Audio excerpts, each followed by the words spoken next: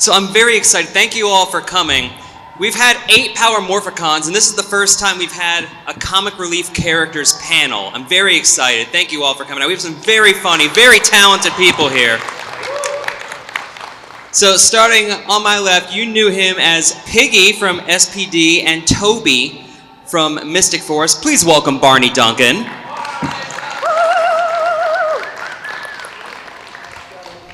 On his left, you knew her as J-Borg from Power Rangers Dino Fury and Cosmic Fury, Victoria Abbott.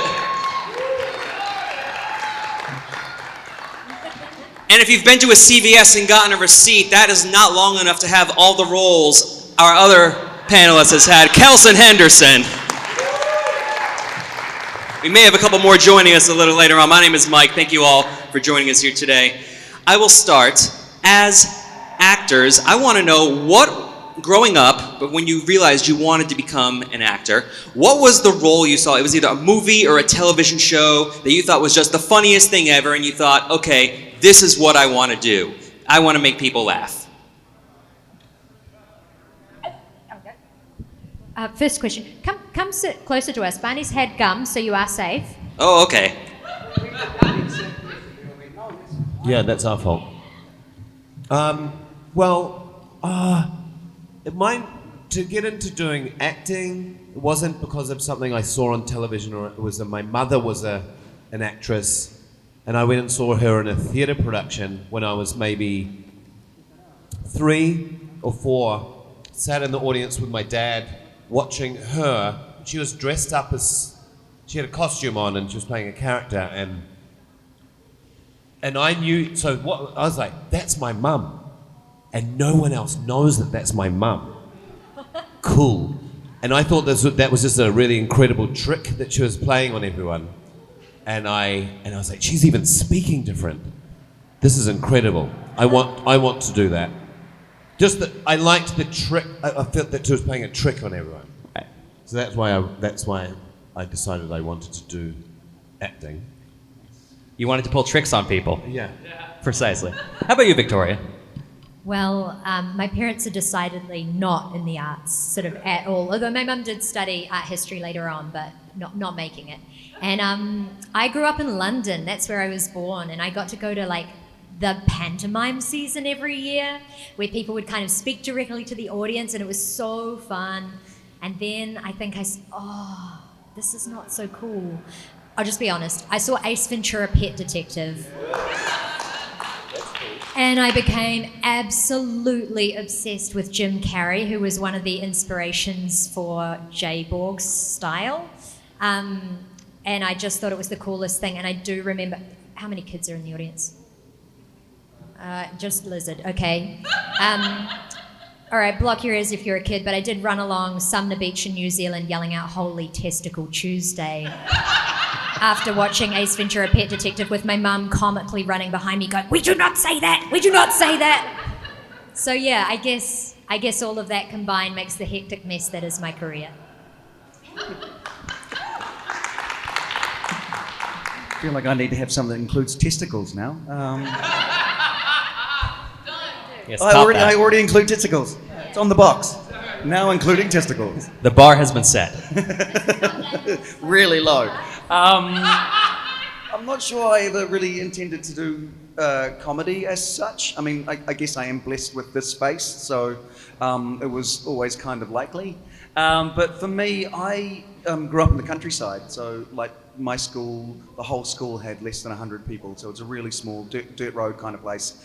And I used to keep myself amused by recreating movies with all the little figures, and then I'd make all the sequels, and they'd all have different things. And I'd be like, well, he's a G.I. Joe, but he's going to be Darth Vader's new offsider. And then it got really elaborate. Like my parents bought a film camera, and then I was like blowing up things with fireworks for special effects, and like helicopters hung by fishing wires.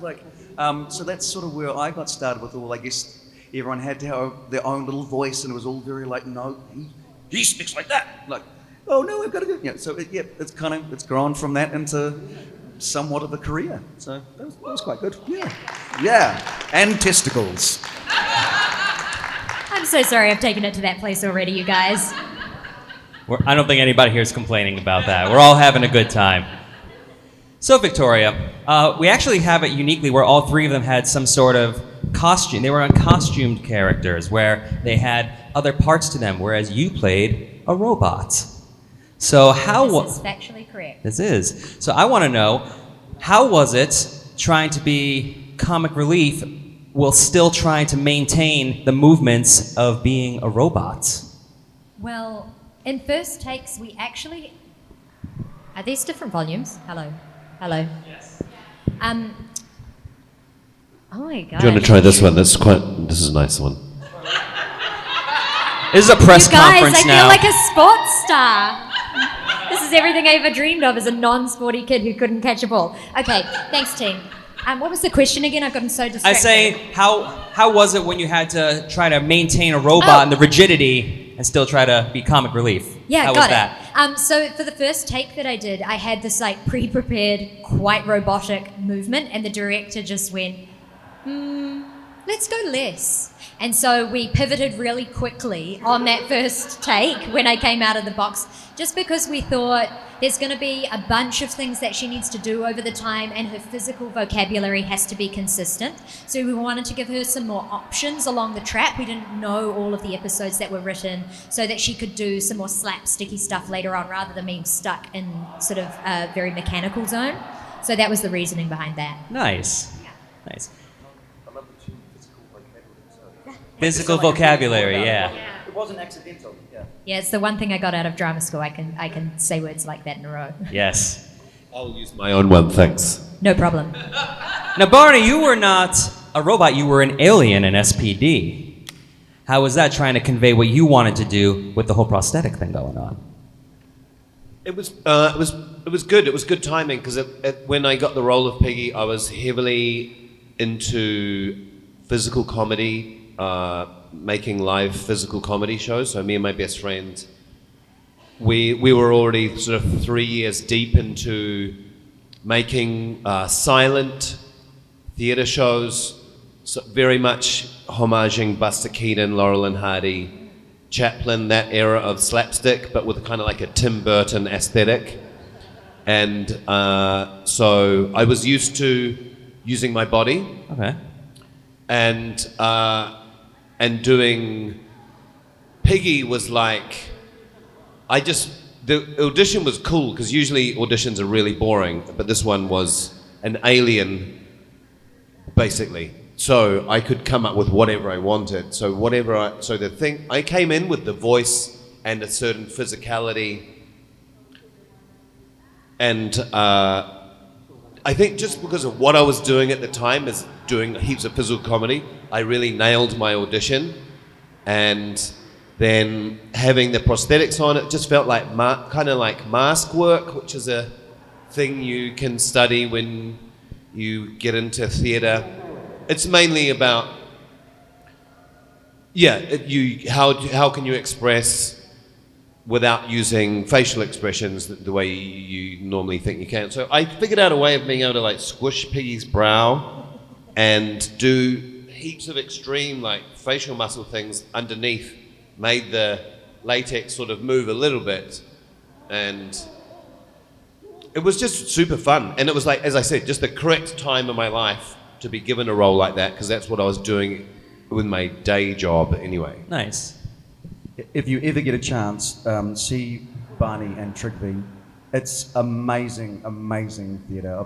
I've been lucky enough to see, I think 3 or 4 of your shows along the way, and every single time I leave, not only having laughed my ass off, but also somehow feeling just better about the world and more hopeful. It's great stuff. I absolutely second that. It's like world-class performance. Thank you, my friends. Appreciate that. Someone write that down and put that on the back of the DVD box for the next release. So, Kelson, you played multiple characters in costume. You were Phineas in Mystic Force, and then you were Norg in Operation Overdrive. So I'll modify it. Of the various roles, various get-ups you had. And of course, Jason Narvey is here, everybody. The OG. I'll deal with you later, okay? Just a moment. So which one of those do you feel was the most difficult in terms of the physicality? Norg. Norg? Norg, yeah. Great fun, loved the character, and got a lot of freedom when it came to like cracking the gags and things, but just the sheer physicality of it. I have a real understanding of what all the monster actors go through and the stunt actors go through, because it's relentless in those suits. So it's like, it was a fat suit with a fur suit that would drag over the top of it, then lederhosen, and then like the helmet, I would have to look out the mouth so he could be extra tall, and then there was like literally prosthetic eyes and eyebrow. Like, it had a lot of movement, but they all go, and so I'm there going, hey, I'm a really funny guy, I'm gonna riff off what people are saying, and just not being able to hear and see and be like, who, this is my line, am I, who's over there? So yeah, it was quite a tricky one. And the whole thing of sliding on the slide, I was like, this is awesome, they built a slide for me, and then found out that my ass was too big. That's really good since then. And so the actual effort of joyfully sliding on the slide was like, and right to the side, one buttock, sliding down, having a fun time. Yeah, so Norg was a lot of effort, but a lot of fun. Oh, good. Yeah. Jason. What? Is it okay if I come in? I'd show up on time. This motherfucker, he's like, no, you gotta wait outside. Tracy's talking. When does she not? How many of you were stopped dead in your tracks because Tracy was talking? Show of hands. 1, back, 3, 4, 5, 6. See what I'm saying? It's the human condition. Life, death, Tracy talking. Thank you.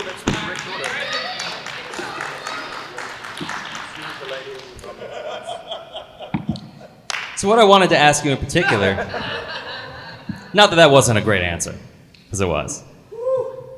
So you kind of kicked this whole Comic Relief character thing off back in '93, you and Paulie. Sorry, I killed myself. I thought that was Tracy's job.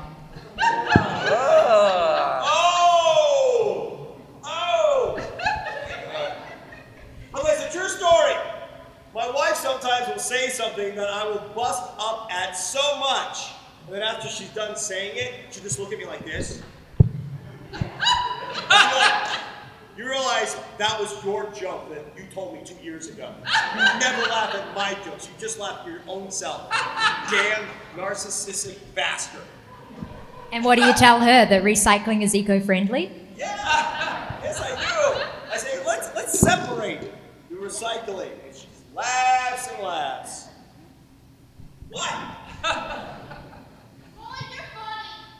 What's that? You're funny. You're good looking. So what I want to say is, because obviously there was a mindset you had to go in, playing Skull in the 90s, and now you actually teach theater, so you've seen the whole full circle thing. How would you say portraying comedy has changed over the 30 years that you've been doing this? Oh, that's a good question. Look, man, I don't claim to be a comedian. I'm an actor, because comedians have talent, and I have none. Comedians, like the stand-up comic, those guys work their asses off. If you see a special, that guy has been in the lab for months and years on every single joke. And that is hard won, right? They do not write a joke and everybody goes, No, they get booed, they get heckled on every joke, every choice they make in the writing process. Imagine if you guys, anyone in here journal? Write in a journal? Thank you. Thank you for the 2 people who still write by hand. Okay? Imagine if you were writing that in public. Imagine that, because that's what stand-up comedy is, right? I don't claim to do that. That's what I say. Right. But comedy comes in ebbs and flows, right? Like in the late 70s, in the 60s, you get your Lenny Bruce's and your Richard Pryors, and it's very political. And the fact, before that, you have the my wife jokes, My wife says, I want you to take me someplace I've never been before. I said, try the kitchen. Oh my God, that does not date well, right? So it should come in ebbs and flows. This is why, people talk tragedy is timeless, but comedy is not. But in the 80s, you started getting stuff like, you had Airplane in the late 70s, right? And then you had Naked Gun that really comes out in the 80s. And kind of slapstick was kind of on the uptick at that point, right? It really was on the uptick. So now it's more kind of like on a level of, now I'm gonna sound like, oh man, I don't need to. But it's like kind of snarky humor or quirky humor. You know, that was awkward. Not really funny, it's humor based on awkwardness, right? You know, and it's kind of like we can't laugh at ourselves, what can we laugh at, you know? If we want to get academic, that's Chekhov, Bob. It's Chekhov. No, that was great. Thank you. Thank you.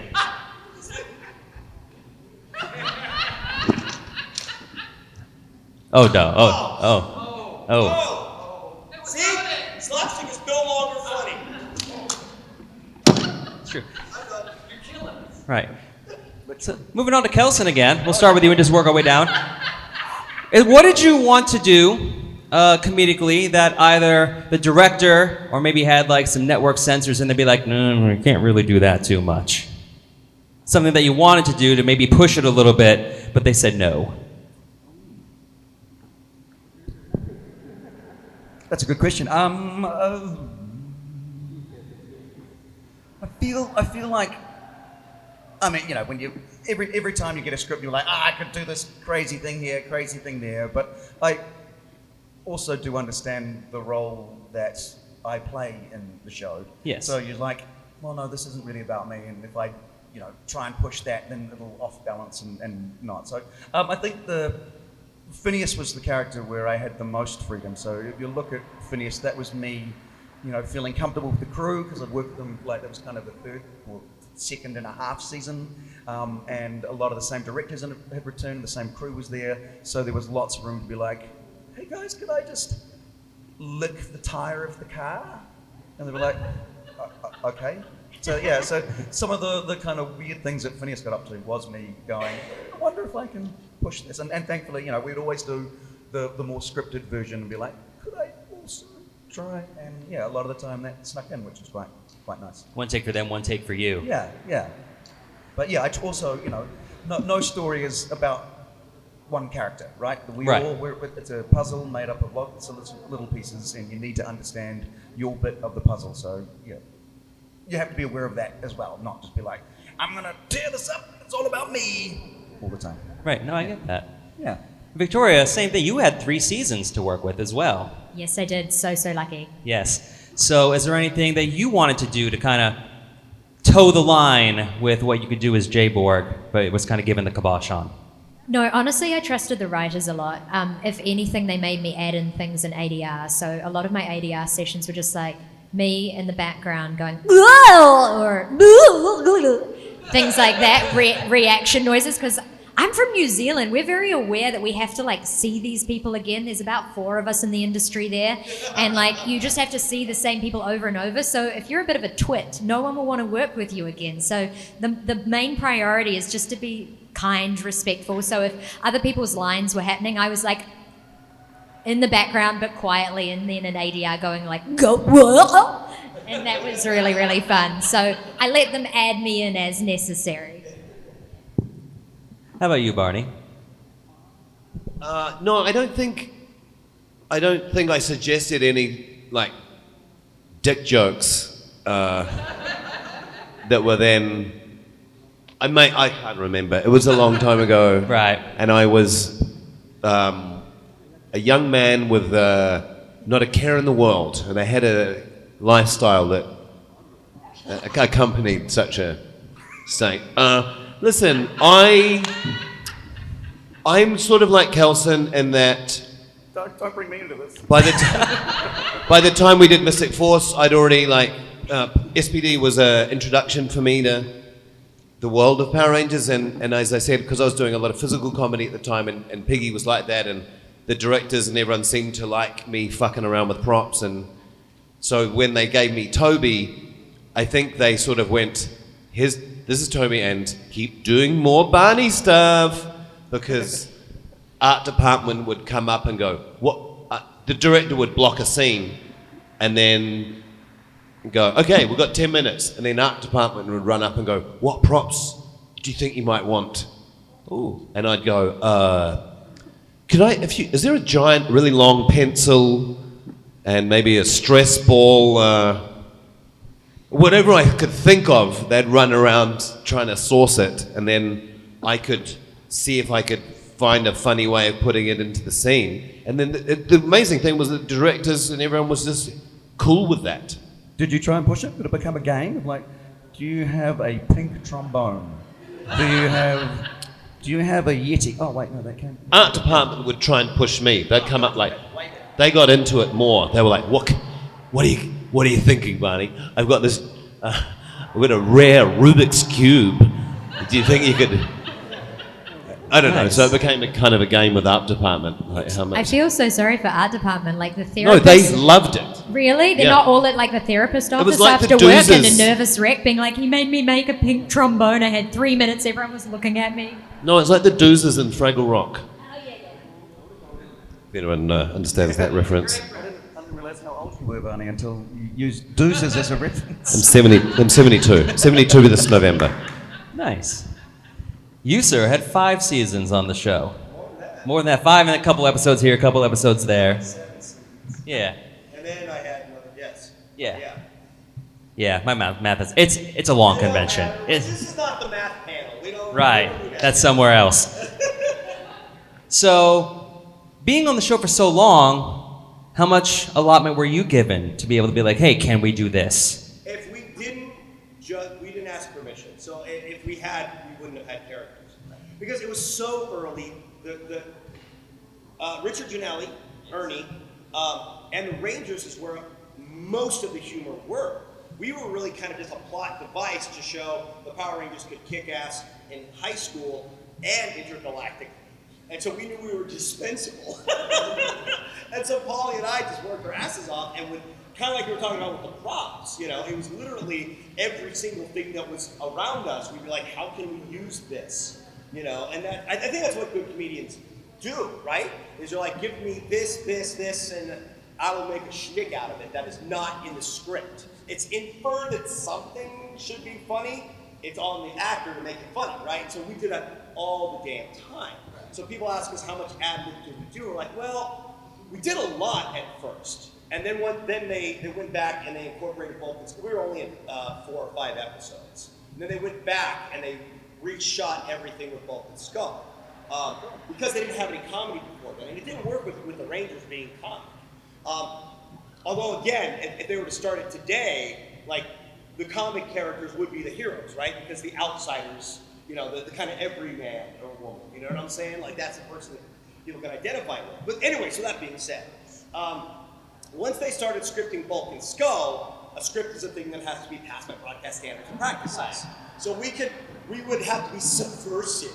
We did so many crucifixion jokes and capital murder jokes in there that we would just do physically. We'd be like, the Power Rangers are really making it difficult for us. You know, little crap like that. But once in a blue moon, we would slip through a vocal one. Season 1, Skull always just echoed what Bulk said, right? One time, Bulk said, I want my mommy! And I go, yeah, I want your mommy. And it stayed. And we're like, oh, they're going to fire us. So yeah. Well, and you know how it is with physical comedy. If you're doing a physical gag, like you're going to ad-lib. You have to. Because you don't know how that object is going to hit you or you might fall incorrectly, but you got to keep it moving, right? So there's a lot of ad-lib that comes out of just doing physical comedy. Nice. I want to ask you one more thing before I turn it over to some audience questions. I was asking about various costumes that they had and how difficult it was to perform in their various get-ups. I want to know, what was the worst substance that you ended up covered in over the course of the show? Because you ended up with quite a bit. Paul Schreier. Dude, I got PTSD from having him fall on me. I kid you not. Like, once I was with my girlfriend, late at night, she rolled over on me, and I went, ah! Because I thought it was Paulie falling on me again. But everything was gross. Everything was gross. Especially out in the sun, right? Like they use, usually when they use a goop, like something that hits you, it should be edible, right? It should be edible so it's not toxic. They're not gonna hit you with, you know, I don't know, petrol, you know? But they use a lot of yogurt, which goes bad real quickly. We had a fan once who emailed Paulie, and they're like, "Hey, I just bought this jacket on like eBay, and they claimed it's yours. Can you validate whether it's yours or not? I'll send you a picture." And Paulie said, "Don't send me a picture. Does it smell like rotten yogurt?" And they're like, "Yeah." He's like, "Oh yeah, that was me." That's a true story. That's awesome. So yes, oh yeah, feel free to clap, yeah. So now I am gonna open up the floor. If anyone has a question, feel free to raise your hand, and we have some very funny people up here. Yes, you in the green. I saw your hand shoot up first.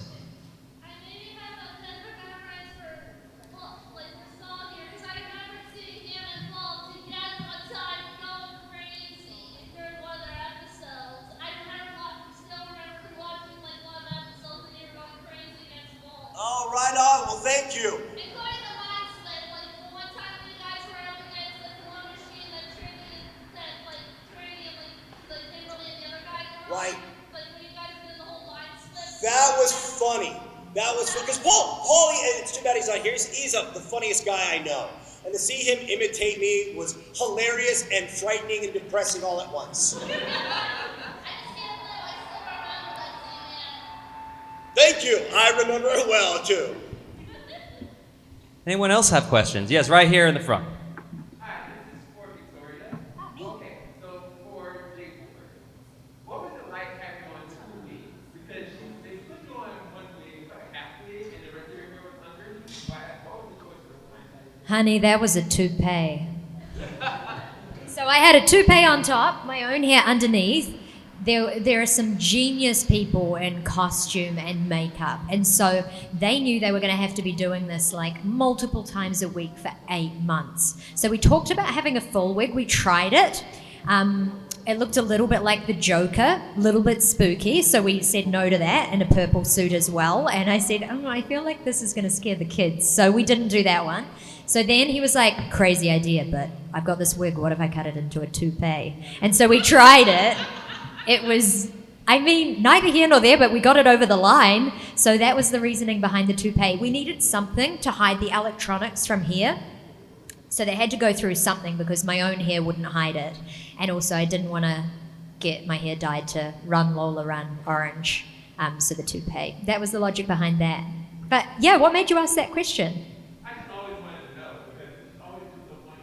So it's like, Oh, if you ever want to cosplay J-Book, I mean, I saw some mucuses out the other day and I was deeply, deeply jealous. So just putting that idea in everyone's heads, you'd get a wig and you just cut a circle at the top, stick it on your head, and then, I mean, you could put some torches on the side, I guess. Yeah. Next, Morphicon, anyone? Yes, right here in the middle.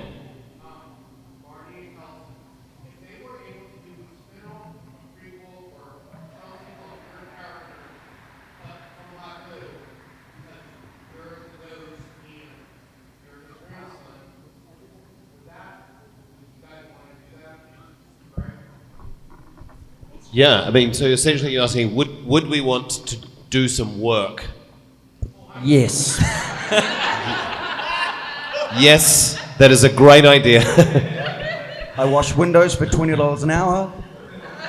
But do you mean like it's like Laboo was this movie that Kelson and I were in with Greg Arkonovitz as directing?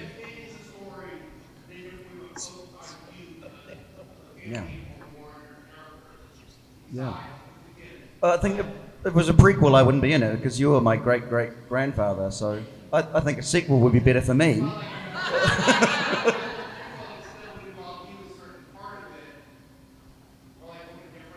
I could just be, yeah, I'll just be a doddery ghost that keeps popping in at walking through the wall at the wrong moment. Ooh, sorry, didn't realize you had company. Maybe you could be like teaching me to be like a proper pirate because I never really mastered that. I was a very, very ridiculous pirate. I love that I was like had a southern accent for my character and then just did like gar pirates. Literally, I just like kept doing this too. It was like gar, like trying to scare people. It was jolly good fun. Yeah, have a look for it, Laboo. It's quite good fun. My children love it. That's a good sign. Yes. Who else has a question? Right here in the hat.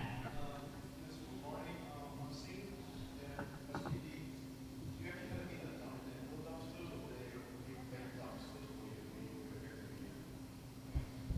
Yeah, unfortunately, I am well known for being a method comic actor, but they were fake dumpsters. I think my first scene was in my I lived in one. It had a sliding window, and it smelled beautiful. It smelled better than my own bedroom at my flat that I lived in. I feel like they maybe reused those dumpsters for my season because they smelled like Yogurt. also very. Yeah. Is it true that you lived with pigs for 3 months before filming just to get into the piggy? No, I actually lived with an artichoke for 3 months in order to get into the mindset of Piggy. Yeah. I love it. I'll ask this. What was your favorite gag that you were able to do on the show that you look back upon fondly? Oh, this was a stupid one. I don't know why I thought it was so funny. We had this one, like an entire episode where Lieutenant Stone, so they ended up giving us, two of us, the two idiots, they realized was funnier when you had an authority figure. It's the Three Stooges model, I guess, right? The woman clutching the pearls model. So we had this guy named Lieutenant Stone, and we were detectives, and for an entire episode, we had to do a shtick where we were making a cup of coffee. It was weird.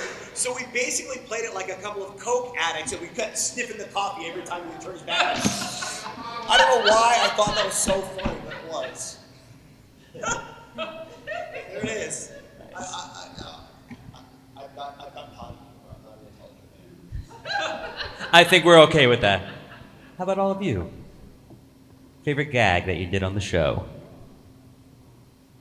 I don't know if this is a gag, but I love physical comedy. Like I got raised on Laurel and Hardy. Oh, nice. Yeah, my great aunt and I, we would put on some toast, we would boil an egg, we would sit down to some VHS of Laurel and Hardy, and so I love that stuff. But I just really liked our dumpster day. Like, dumpster day was a good day. I get motion sick, so I was not having a great time on set, but I feel like the footage came out amazing, and like leaping into Kira's arms was really fun, and she's like very physical, very choreographed kind of a person. She's a musical theatre goddess. And getting to do like all of that physical comedy with somebody who's as good as her was amazing.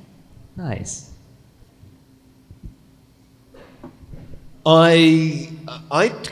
There's quite a lot, and I can't remember many, but I do remember when Toby got really into fitness, and they said, we want you to come rollerblading into the shop. And I just said to art department, okay, I actually used to be a professional rollerblader, so I won't be able to make it look funny. Can you give me another pair of rollerblades that I can put on my hands as well? And so for some reason, Tobig's logic was, I can't remember anyway, I just rollerbladed into the shop on my hands and my feet. And I felt like that was a stupid idea that I don't know how I convinced the director that it would be good or funny or logical. But they let me do it. And I also liked the dentist scene.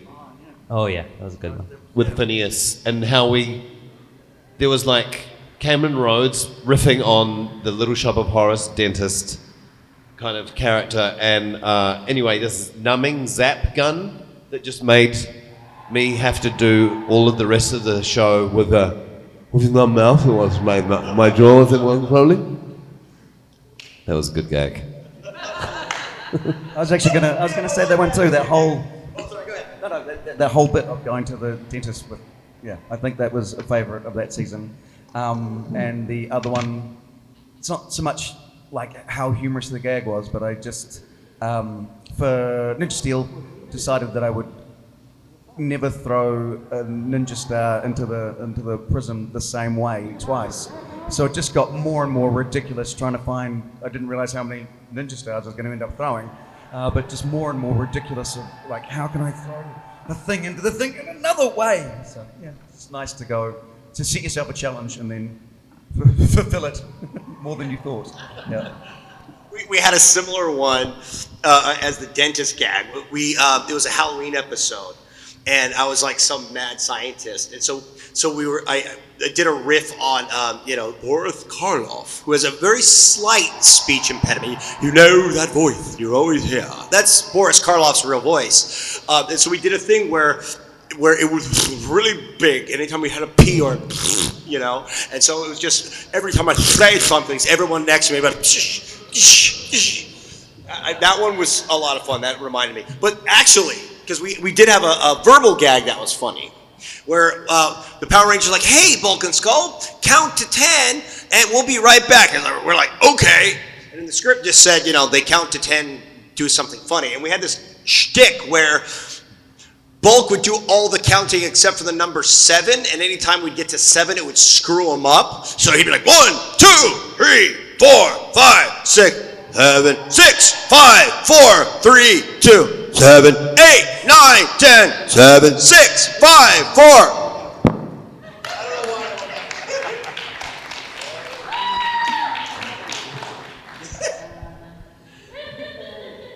Who's the dream that you would want to work with in a obviously great comedic duo. Doesn't have to be in Power Rangers per se. Who would you want to work with in kind of a comedic back and forth? Phoebe Waller-Bridge. Oh, that's good. Like in a more of a witty, wordy kind of a scenario. If I ever got to play drama, please somebody hire me for drama. Zach Galifianakis. Ooh, I like that. In an ideal world, Robin Williams, but we've missed that window, unfortunately. He was an idol growing up. I find Eddie Izzard an amazing comedian, but I'm not sure I could keep up with them. But yeah, I guess Eddie Izzard right now. Yeah. I like that. Paul Schreier. Yeah. Who's he? Who's that?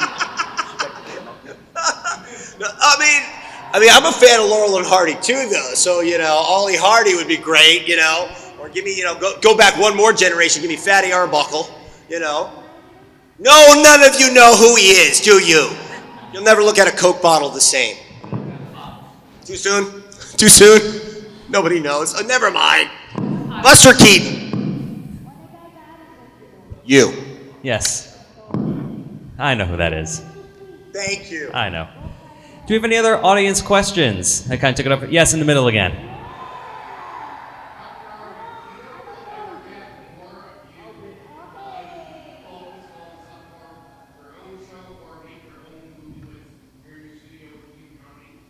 Haven't you had enough of us?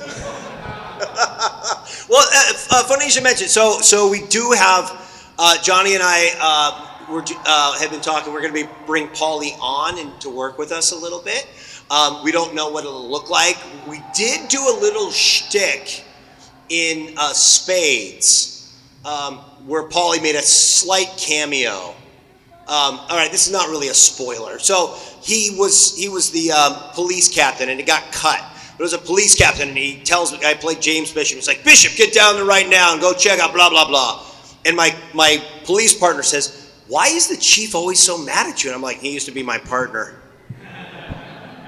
So there's a tiny one. I think I saw a hand go up here in the front. Yes, right here in the yellow.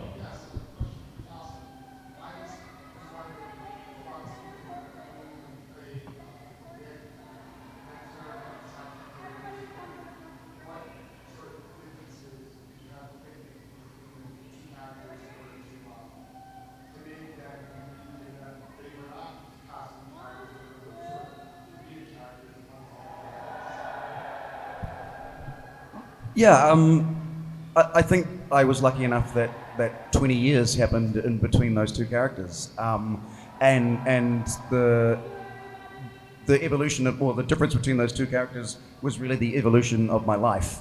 I started on SPD in my mid-20s, I think, and there were all the SPD Rangers were so they came over from America and Canada, and they're all big, muscly kind of guys, and I was this kind of goofy Kiwi kid who was like, man, I'm hanging out on this TV show. This is really cool. And so that kind of what Boom was. And then, to come back 20 years later and through that time have been associated with the show for so long, and to really kind of understand it and work with a similar crew. Like, you know, there's still people there for Cosmic Fury who were there when I was doing SPD. So it's like this beautiful family that we work in. Up until the final season, it filmed in the same studios. So, you know, I feel like by the time I came back as Mick, I was kind of living as Mick in the Rangers world. So there was these young people who were like wide-eyed and like, how do we do this? And I was able to work with them. And even, you know, in the first few episodes, the director pulled me aside and said, could you really help? Some of these guys are really like fresh, and like if you could just guide them in any way. So that really cemented that energy of Mick. So really just kind of life molded that for me. Yeah. And I've got to say, when I got the job on Power Rangers, I called Kelson and I said, like, how do I do that? How do I do this? I've landed this gig. Any advice? And Kelson was so kind to me and sent me like this whole thing back about like what he wished he'd known when he was younger. So like, Kelson is an extraordinary part of the Power Rangers legacy. So kind, so generous, and really helped make my journey as well. So thanks, Kelson. I don't think I've ever said that to you.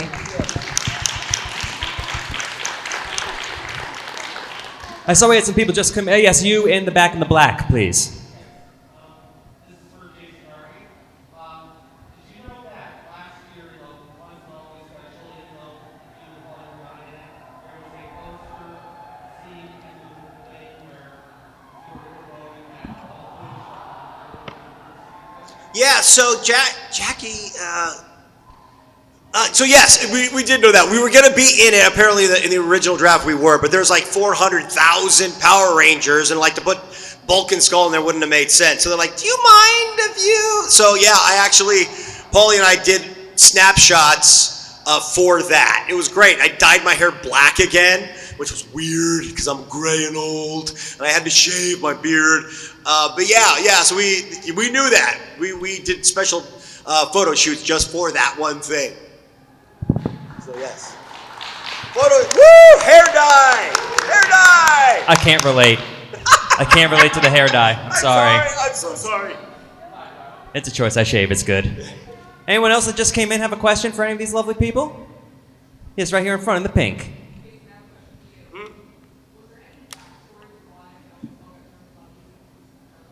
Oh, yeah. That's a good question.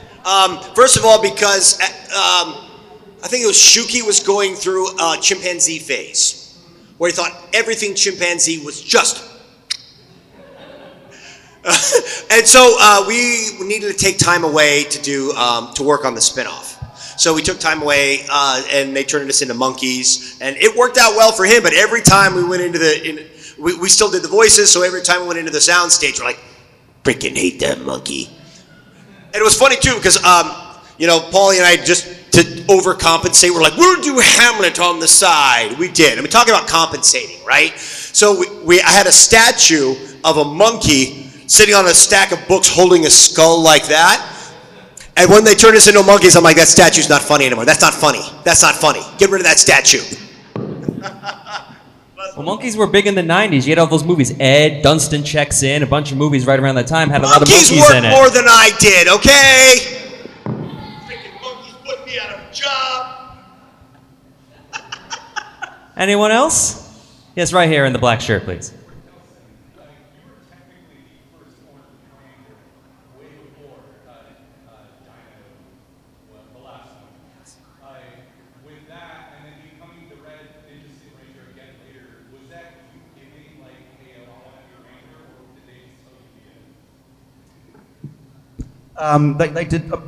They did tell me that I would be it. It wasn't me going, hi, I'm 45 and I think I look really good in spandex. Because really I wouldn't. No, it was, I mean, of course when it was said to me, it was amazing. But no, I had no idea it was coming. It was one of those things, and I think Chip might have told the Rangers before me, because I remember Peter being like, oh dude. Like, why? He's like, nothing. He's like, what is going on? So, and then like the next day, Chip was like, hey, Kelson, can we have a chat? How'd you feel about being a Ranger? I was like, oh, whatever. He's like, no, how'd you feel about being a Ranger? It's like, really, like, but who would have thought? I had a shot at it in my 20s with orange. I thought that was long gone, but yeah. And I was like, yeah, sure. What color? It's like red. And so, still get shivers saying it. It's like because I've been part of the fandom for so long that I know what that means to be a Red Ranger. So yeah, it was mind blowing. Yeah. So we're just about out of time. I did want to say one thing, and one of the reasons why I pitched this panel, actually, this was my idea to do the Comic Relief Characters panel, because I'm like, these guys deserve their time in the spotlight. And the reason why I say that in particular is because I'm 36. I was just the right age to catch Mighty Morphin. And you have, the giant robots and the fighting, and that caught my attention. But what the Comic Relief did kept my attention. That is, we needed that diversity in what the show was actually about, because if you watch fighting time and time and time again, you'll get tired of it. So you need that levity in order to make it a more well-rounded show. So I think I speak on behalf of all of you when I say thank you. Thank you so much for helping make the show what it is and helping it persist for as long as it did. Well, thank you guys for making it persist as long as it did. You guys had a huge amount to give yourselves a round of applause for crying out loud. Morphicon is nothing without any of you. But that's going to wrap things up. Thank you so much. Oh, did you have a question, Jay? Yeah, we'll get Jay in here real quick. She's great.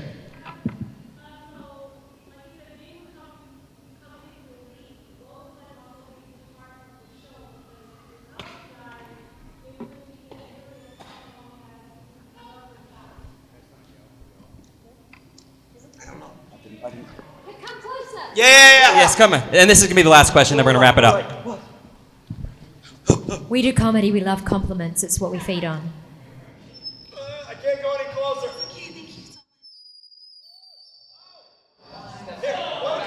Sit where I'm Jay, come take this microphone, Jay. Take this microphone. She did the diversity panel a little bit earlier, by the way. Thank you so much. My question is, because you guys are the comedic relief, you are also so much of the heart of the show. And for a lot of you, you actually help save the Rangers and defend them. So what was it like to be the heart of the show, the unsung heart of the show?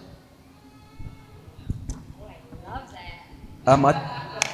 I think I've said this before at a panel, but the speech that Boom gives at the end of Endings, where he's like, I'm staying for Bridge, Scott, I'm staying because they would stay. That to this day is still one of the bits of acting that I'm most proudest of. It was beautifully written, and it was one of the regular people going, actually, if we band together, then we are strong too. And I think it was a lovely message. I think it was beautifully written, and Greg gave us real time with that. So, I'm really proud of that. And I guess along the way I've done similar things, but that to me still holds very dear to my heart. I cannot do an answer that is better than that. Sorry. That's really nice. I didn't really think about it, that the comic relief characters were the heart of the show, so I never really felt like I was the heart of the show. So I don't know what it feels like, but I just love what Kelston said. And I was just happy to be there. Yeah, I don't know. It's funny because you go in and you do these scenes and you don't know how they're going to land, and like the crew have to stay silent, so there's like crickets after every joke, and then it all comes together and it's this kind of magical soup. So I'm just very, very happy to be a part of the soup. Little garnish on top, if you will. Soup with yogurt. Never ever eating yogurt again. I can attest that is a tradition that carried on into my season, and I've never had so much yogurt up my nose. How about this? I'll end it on a comic note. I like to think of us, you said we're like the heart of the show. I like to think of us sort of like the spleen. It's weird, it's disgusting, not quite sure what it does there, but good luck without it. That's a great note to end on. Thank you again for coming. Enjoy the rest of the convention, Power Morphicon 2024. Have a good day, everybody. Thank you.